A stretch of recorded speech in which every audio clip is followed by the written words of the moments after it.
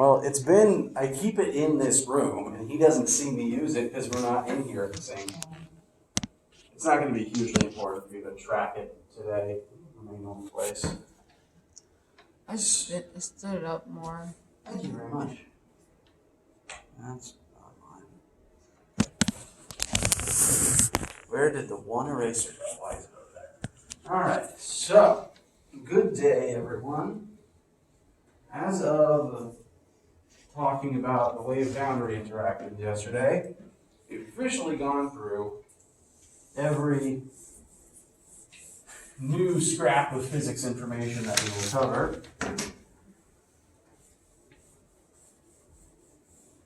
Which means we really are in the home stretch now. The Waves chapter homework assignment is currently due tonight. And it is only 4 questions, and it's only a homework. There's no corresponding quiz. I didn't feel the need to try to separate out which questions were homework versus quiz and then make you worry about a timer when the assignment was due in half the time anyway. All that to say, does anyone have any questions regarding the assignment? I feel we have enough time today to take a look at it together. There's the first problem does involve some drawing oddities that I would like to at least show you the physical representation for. Nope. You probably could have made a little stick out of your expos. Possibly. But knowing my luck, it would just break and then fall on my head.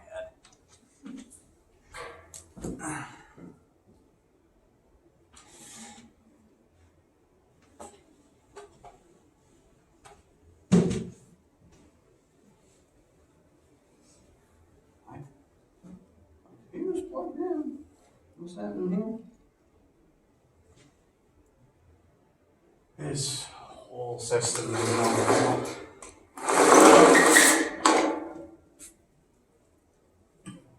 Okay. As soon as WebAssign lets me back in, at the very least I'd like to show you the first one, maybe glance at the next couple.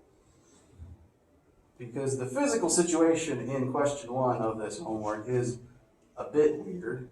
Very infrequently have I ever encountered a room where the floors and walls are all mirrors. Like that thing at haunted houses that you're supposed to go through. Oh, the mirror maze? Yeah. I don't think I've ever done one of those.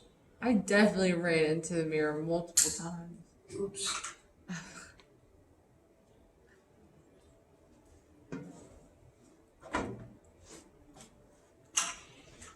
I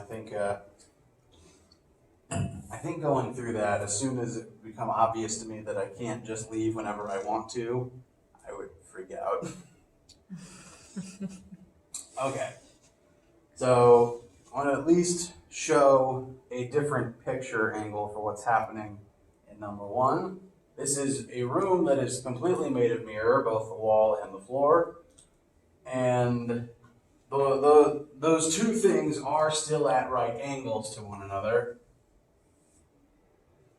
but they are both separately mirrors.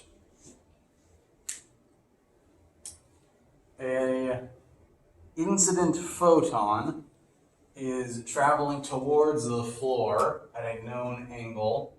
Everyone's angle will be slightly different, but the picture will be the same.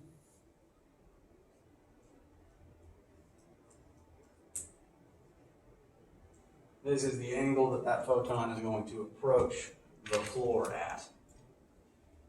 And we know from Snell's law that it is going to bounce off and travel away at the same angle.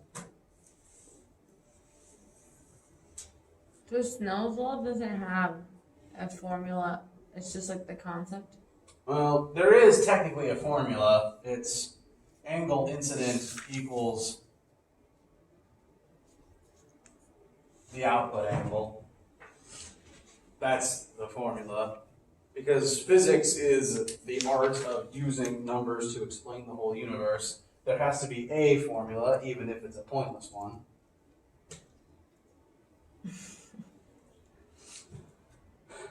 Now, what we are first asked is, determine the distance the reflected light beam travels before striking mirror 2. Mirror 1 is basically the floor. Mirror 2 is the ball.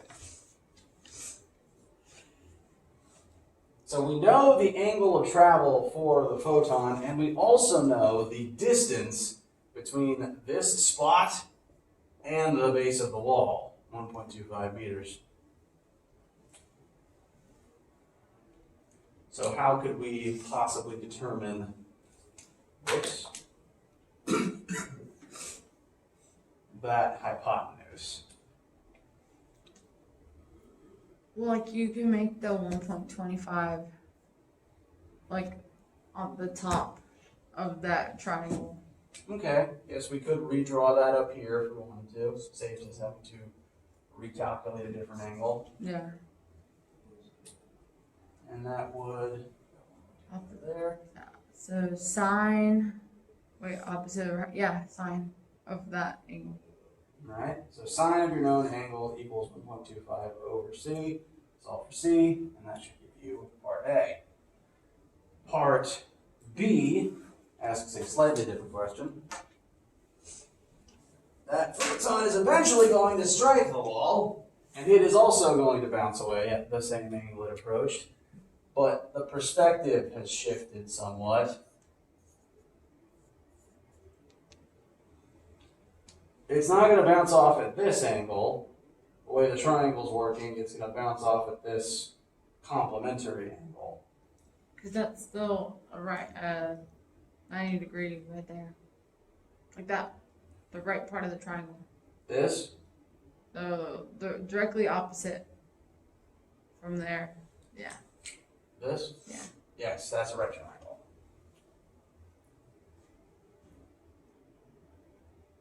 And just with my numbers, if this is 44.5, what should this part of the triangle we drew be? Something 0.5. Something 0.5. The rule is, for a right triangle, the two angles that aren't the right angle should add up to 90. So 90 minus 44.5 would be 45.5. So it approaches the other wall at that angle and will bounce away at it instead of the original. Not that there's a huge difference between them, but I don't know why WebAssign picked a number where the difference would be that small. Yesterday when I loaded it up, it was 37, which made a bigger difference. So it's not complicated, it's just a weird physical situation. I don't understand why I didn't draw the light bouncing off of mirror 2. To make you do more work. True. What? Okay. Also, above the horizontal.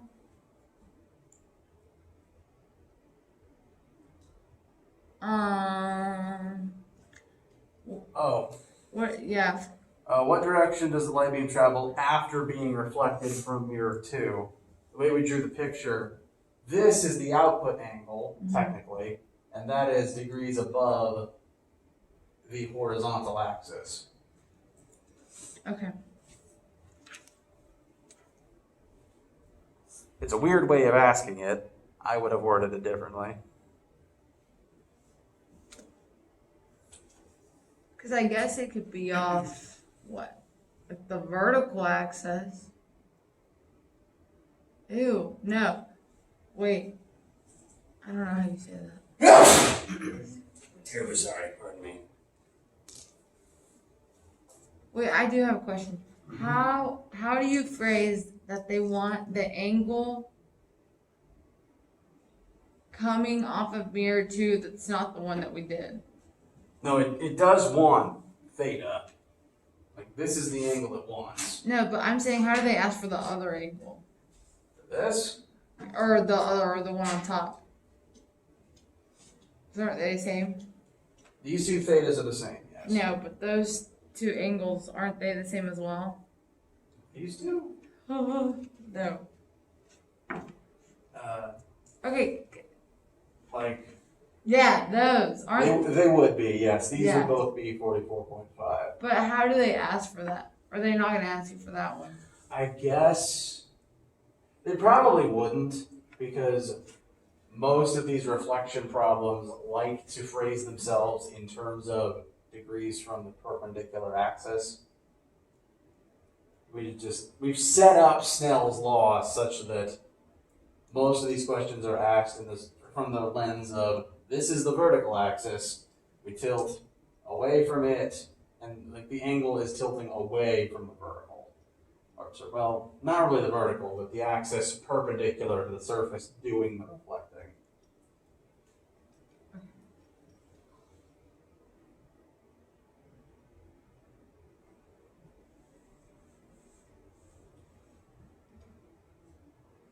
Have you guys looked over the rest of the assignment? Do you have any questions? Can you go over two? Or like what equation you use for two? Because like I tried to solve last night and it gave me like a hint and I don't understand what that was. Yes. Did you So- divide by 4? 2, I think so. like the actual math for 2 is not hard. The problem is that the question is kind of muddied it a little bit. Everyone will have a slightly different frequency for their radio waves. What will be the same for everybody is that the height of the broadcast antenna is 1/4 the wavelength of the waves, which is actually something you need to take into account when you're doing broadcast engineering. You need to make sure that your antenna is actually capable of producing the waves that you want, and sometimes its size does affect that. What does the height of the antenna relate to the amplitude? In this case, it does not. Okay. Funny thing about photons, they don't really have amplitude. Like radio waves, light, amplitude is less of a concern. Brighter light is just more photons. But as it relates to this particular question, we are told frequency. We are then told that we want broadcast antenna height, and that height is 1/4 the wavelength. So we need to find wavelength to get height. So we have frequency, we want wavelength. There's one formula that had both of those in it so far.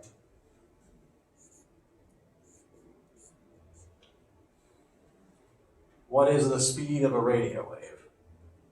3 times 10 to the 8. Correct.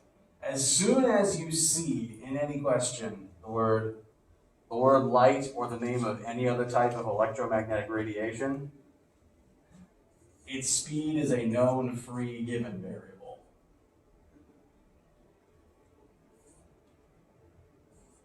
But like, it's weird because it lets out sound. Like, you know?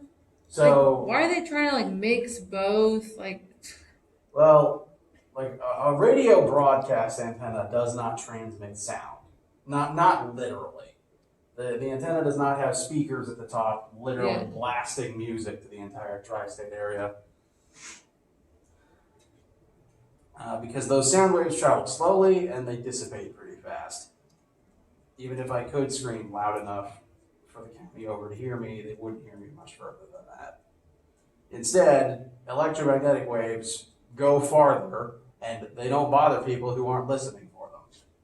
So we broadcast using electromagnetic radiation. So you've just got an antenna.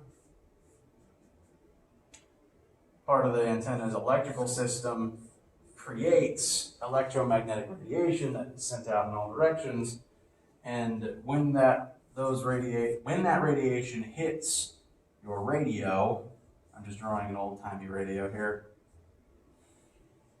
There's an antenna inside the radio that receives that signal that signal is turned into just electrical information inside the physical circuit of the radio.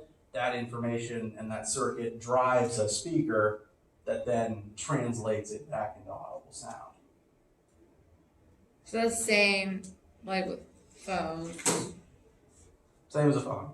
and Yeah, same technology. Your phone also uses radio waves, Wi-Fi, radio, cell phones. It's all radio waves. so it took sound in like your phone, right? You speak into it. Mm-hmm. So it took sound into electromagnetic wave Yes. into sound again. But yeah. Was that like the process of the message from one end to the other? Basically, there is one tiny step in between.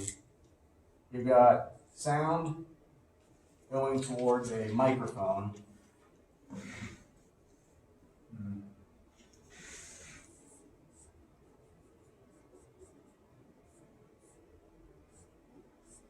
And inside of that microphone is basically something that's identical functionally to your eardrum. Some people refer to it as a diaphragm, that when the sound wave hits it, it vibrates up and down at the same frequency as the sound waves. And it's connected to a system that takes those vibrations and turns them into electric current. So it's sound to current is actually the first step. It's first turned into a normal electrical signal inside of the wires. That signal then gets sent to the antenna. It then becomes radio waves. Those radio waves are received by a different antenna, which turns them back into current. That current is run into a different diaphragm in the speakers of the receiving device, and it vibrates when you send current into it, and it vibrates to create the sound again.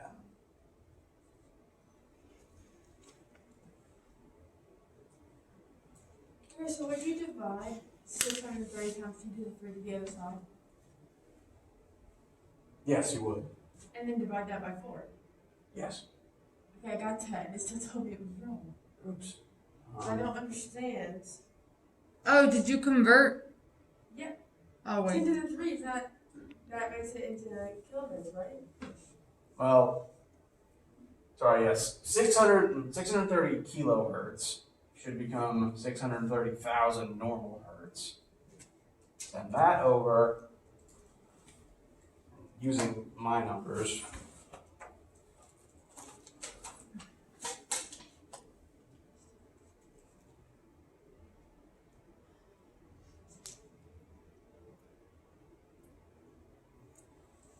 That gives me a wavelength of 476.2 meters. And if you divide that by 4, it gives the advertised answer of 119. So it should work. Mine's 984, and it's going to be 981,000. And then I get 305, and I divide that by 4, I get 76.5. What was your last name again? Hatley, A-K-T-L-E-Y. Okay. I'm going to check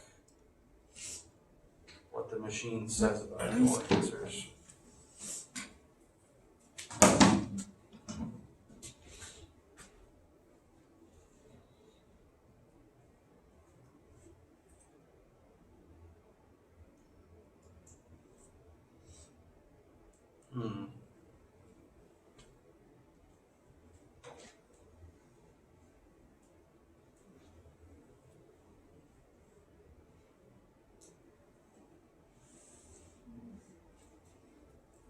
Okay. Wait, you put 981. It's 918. Is it really?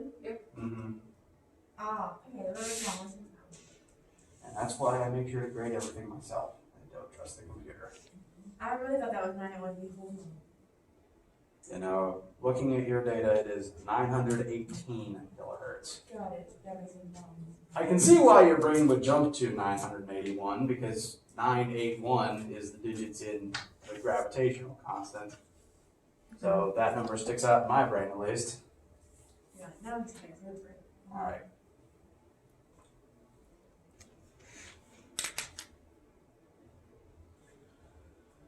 Any other questions?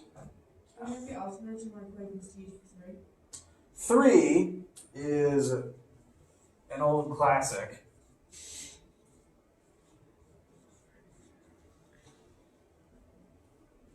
Going back to the very beginning.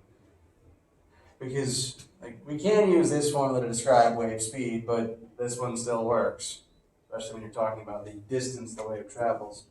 All of these questions, 3, part A, B, and C, are all just using this formula with the speed of light as the velocity. And each one of them, you're just going to be finding a using a different distance to find a different time and converting it into the unit that the machine wants.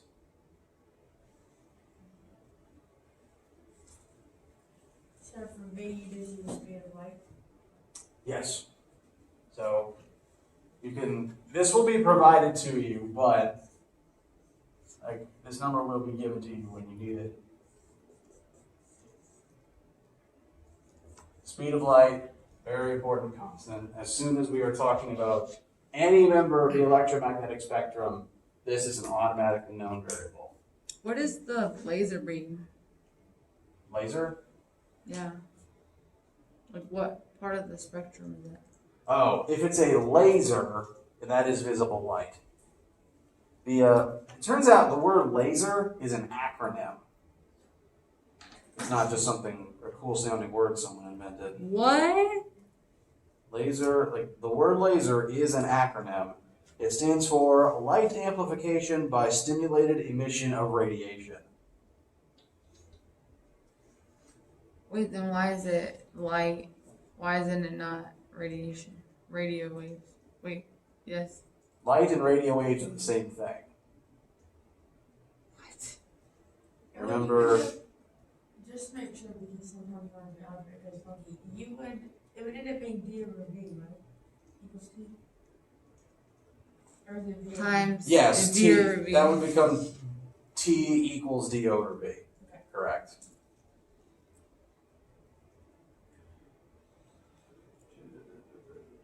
And is it gonna give it to you in seconds near to convert to the other one? Yeah.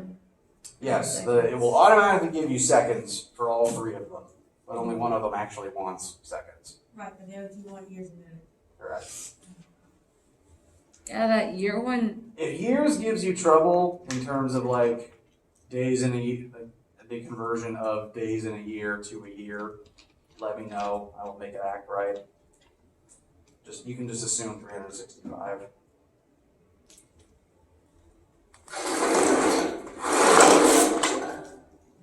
Every member of this family, radio, micro, infrared, light, UV, X-ray, gamma rays, are all the same thing. The only difference between them is their frequency and how they behave. Wait, they're all light waves, you were saying, right? Yeah.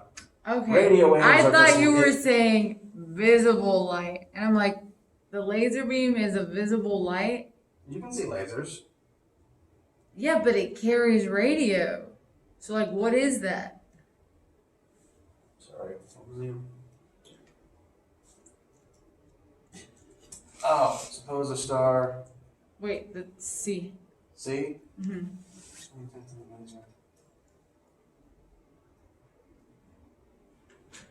Oh, actually, there is one trick with C. This is how long in seconds to travel from the Earth to the Moon and back. Oh, yeah. So keep that in mind when you're answering it. Can you repeat your question? Sorry. Okay, I know you don't need it for this question, but I don't know which frequency from the light spectrum this would be because you can see laser, but you just described to me that a laser holds radio waves or something, radiation, and so I'm just confused. A laser is radiation. Light is a type of radiation. Which means, in more ways than one, we are all radioactive. We are giving off radiation in this moment. You are absorbing and re-emitting photons. Also, you give off one gamma ray every second from the calcium in your bones breaking down. Radio and light are the same type of thing. They're both electromagnetic radiation, so they both travel at the same speed. Mm-hmm. That's constant for both of them. For these questions, you don't need to know anything's frequency, because the purpose of the question is to just use this one. Mm-hmm. We could try to figure out their frequencies. At the very least, since part A is radio waves, we know what list of frequencies makes it a radio wave as opposed to anything else. These two are about visible light, so we can guess it has to be within the visible light spectrum. But the purpose of the question is just to use V equals T over T. Frequency is not required.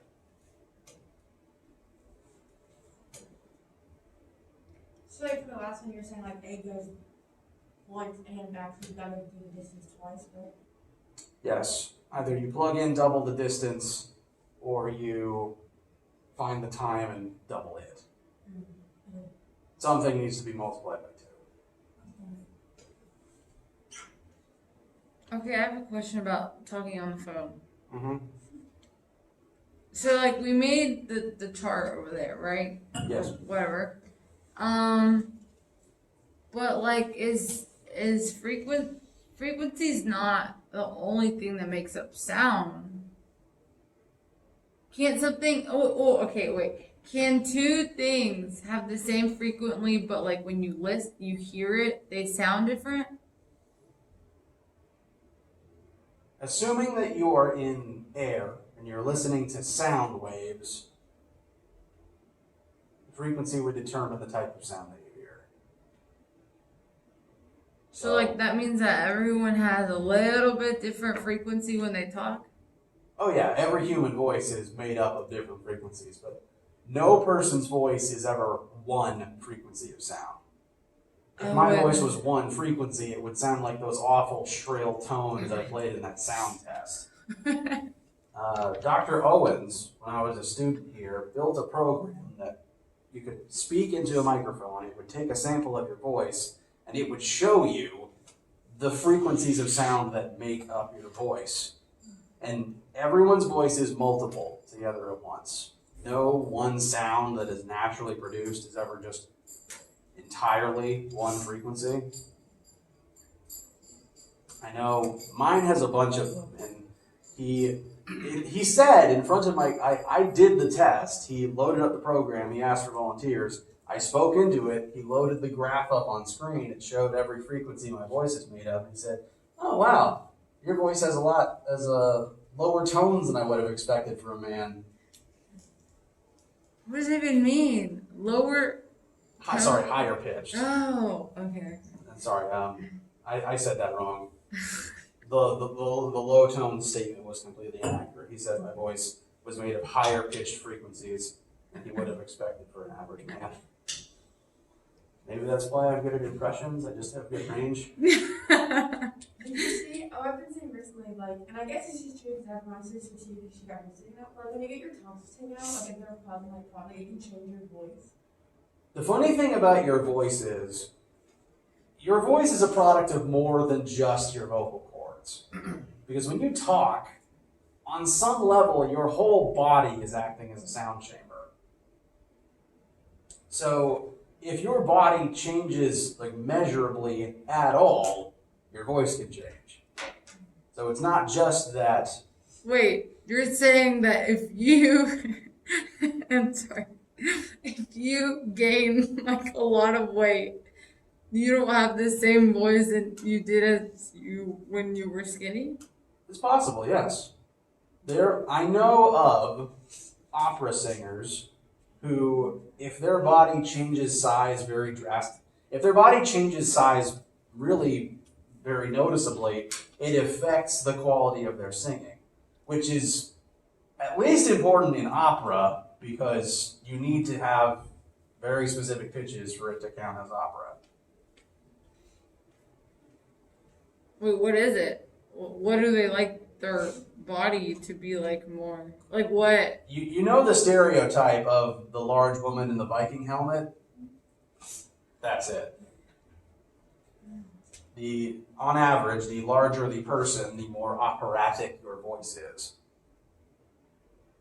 I also know when you sing a lot that you was doing like a lot of water. It's like, you know, you was like, if you're more dry, you like you're like crack. But like also the problem is when you drink water, you gain weight. It's like I was in theater a lot when I was in high school, and we had a girl, our senior year, she's like a lead, and she drank so much water that all of her costumes stopped fitting. Because she was so bloated from drinking so much water. She It didn't was so funny. like. They were like Hydration is a weird balancing act. No, but like she should be peeing too. I don't know what it was, like it was so funny because like her costumes were like ripping and we were all laughing. If you're in So costume funny. in a theater production, you don't have time to go pee. Yeah, it's a lot of work. That's why she was bloated. She probably had to pee the whole It time. was crazy because we were like, what the heck? 'Cause she was a small person, so every time we do or whatever, and then like she drinks some water because like, you know, it was Little Women, so like there's a lot of complicated stuff in that show, and it was interesting. But, I know that, yes, hydration level does affect your voice because all of my voice acting associates keep screaming at their trainees, stay hydrated, do your vocal warm-ups, keep water on hand. They never let you drink cold water, and I love cold water. Cold water's nice, but it has a more drastic effect on you immediately. Okay,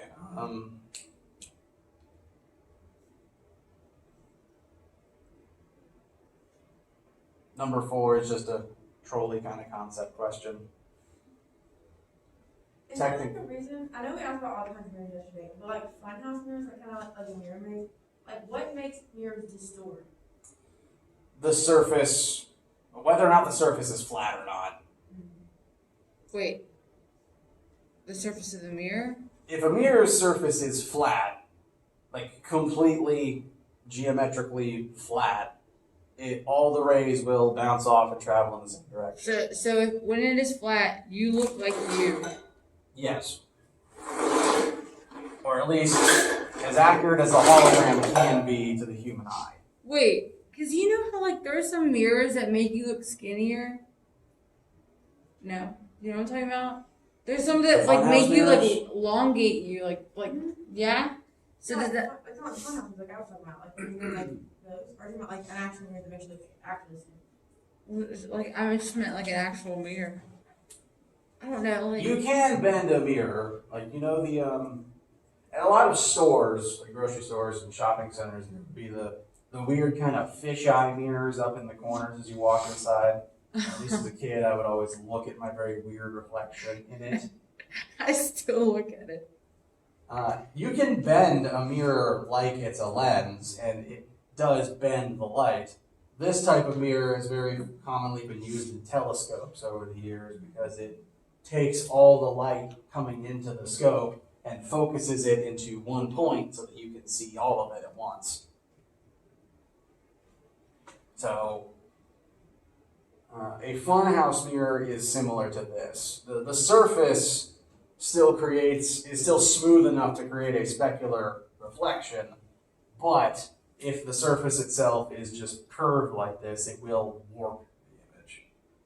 Oftentimes, to good scientific benefit. Other times, if it's just a weird funhouse mirror or comical ones. But they're hard to make because it needs to be the correct shape such that a person can still see their whole being in it, but it needs to be warped enough such that they don't look normally, or else it's not a funhouse mirror. What is a mirror? What is a mirror? What is it made Oh, historically a bunch of different things. of? Like glass? There is a layer of glass, but the glass is not actually what creates the image. The glass on a mirror is mostly the same stuff as a window. What's actually forming the mirror is a layer beneath the glass that is actually reflective. If you've ever had shards of a broken mirror lying around and picked one up to look at it, typically there's a back, like if you turn the mirror completely around, the back piece of the fragment is completely opaque. And then if you rotate it so that you're looking at it like from the side, you've got that back layer that's completely opaque. And then above it is a layer of glass that you can completely see through. The part that actually makes it a mirror is a very thin film between those two layers, between the back and the glass on the front. Of what? Well, great question. Currently, modern day, it's usually either silver or aluminum. They're just very reflective materials. And whatever metal it is, it's very specifically poured in a controlled way such that it ends up completely smooth and reflective and polished and then stays that way. Historically, I think silver is a little less commonly used for that purpose these days. Aluminum is used as much. We use aluminum for about everything because it's the most common element in Earth's crust up there with oxygen. But historically, silver and mercury were the two most common materials used for this. But most mirrors, even historically, have a similar build. Opaque backplate, the one layer of reflective material, and then glass on front to keep you actually touching the reflective material because it used to be mercury.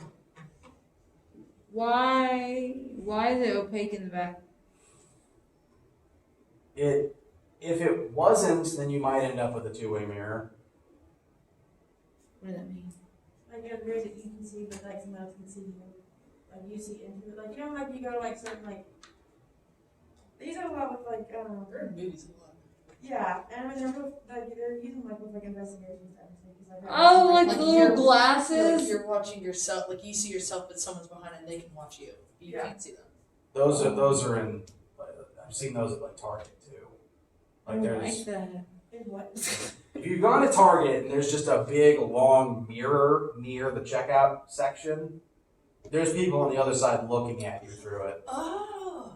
It's weird because you look and then you're I like, Or they could be looking at you. I doubt anyone I is paid know. to just sit there and watch customers through that window specifically. Well, like I've seen too, like the way to test it, like 'cause sometimes like I've seen on like social media, like nowadays, like a couple of like large like restaurants have two-way mirrors, and like if none of you hold your finger to it, like your finger like touches, then like if your finger touches it's one, but if there's like space in between your finger, then it's not. I What? don't know which one it's what. Oh yeah, if your finger touches this what? this normal mirror, if you touch the glass, but like because the reflection would be on this image on the silver part in here, so there should be a distance between you and your reflection. There should be a distance. Okay. Like if you touch a normal mirror, you can still kind of see the surface of your hand between your actual hand and the reflection's hand. Mm-hmm. That's because there's that layer of glass right there. But for some objects that are just like their surface is the reflective part, you can touch the surface and you will be touching the reflections. Like that's how you know if it's two-way mirror, and like someone could be watching it from your room. Because like you can't tell just looking at it, because like it's just a regular mirror. Then like the people behind you can particularly see it. Morning. Any questions? All right.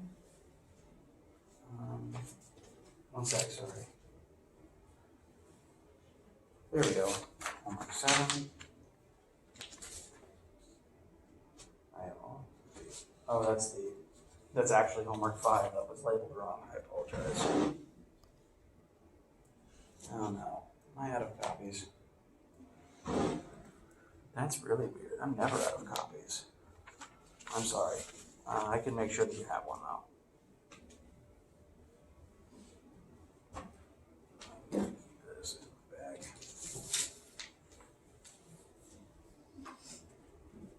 bag. Okay. Any other questions?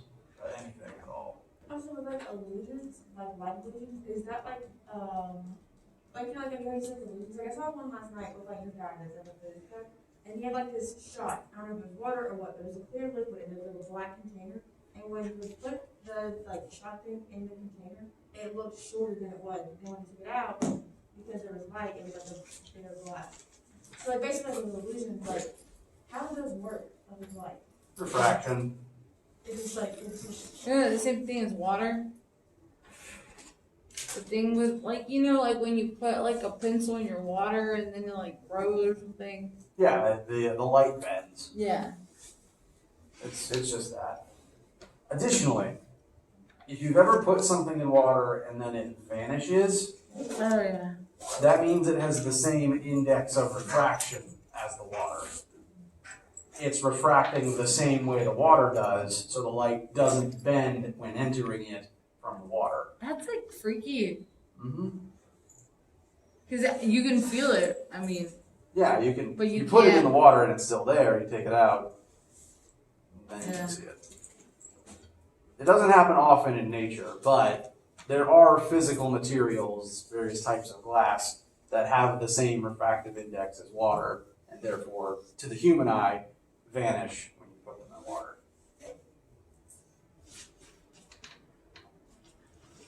Okay. So, that homework is due tonight. We talked pretty much about every question, so I think you guys should be set with that. Class will meet next Tuesday. That will be the last class period because Thursday is reading day.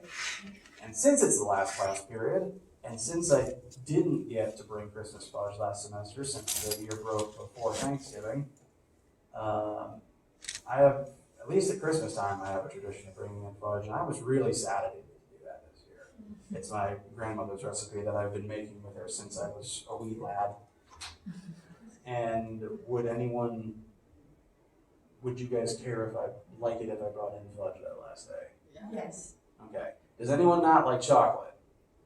Because I'm planning on bringing like Rice Krispies and Doritos just in case, but I will be making many fudge. We will also spend that day going over the exam materials. I've already uploaded the still yeah. concept list and practice questions. We'll go over anything you guys need to that day, or now. Class period's not officially over, but if do you guys have anything on your minds right now?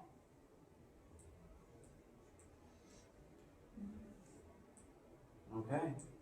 Well, in that case, I think we can break it here. Go enjoy your Friday. I will see you next Tuesday. Hoping to be a very nice day.